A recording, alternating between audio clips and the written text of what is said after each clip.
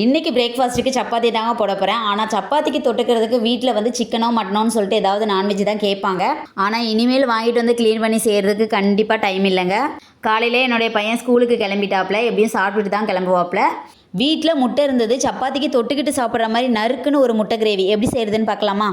ரொம்பவே சிம்பிளாக இருக்குங்க, டேஸ்ட்டுமே நல்லாயிருக்கும். கடாயில் எண்ணெய் சேர்த்துட்டு வெங்காயத்தை சேர்த்து நல்லா வதக்கி எடுத்துக்கலாம். வெங்காயம் நல்லா கலர் சேஞ்ச் ஆனதுக்கப்புறமா தக்காளியும் சேர்த்துட்டு இஞ்சி பூண்டு கொத்தமல்லியும் சேர்த்து நல்லா வதக்கி எடுத்துக்கலாங்க. இப்போ இந்த மசாலாலாம் நல்லா ஆறட்டும். ஆறுனதுக்கப்புறமா மிக்ஸி ஜாரில் இதை சேர்த்துட்டு கொஞ்சமாக தண்ணி விட்டுட்டு நல்லா அரைச்சி எடுத்துக்கிறேன். இப்போ வேக வச்சு எடுத்துக்கிட்ட முட்டையெல்லாம் அங்கங்கே கோடு போட்டு எடுத்துக்கிறாங்க. அப்போ தான் மசாலாஸ்லாம் நல்லா உள்ளே இறங்கும்.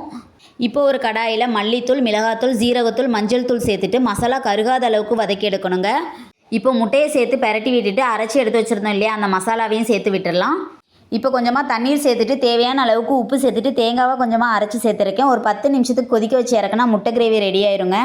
நான்வெஜ் எடுக்காத சமயத்தில் முட்டை இருந்தால் போதும். முட்டையை வச்சு ஈஸியாக அந்த கிரேவி செஞ்சு கொடுத்துடலாங்க. சப்பாத்திக்கு தொட்டு சாப்பிடும்போது வேறு லெவலில் இருக்கும்.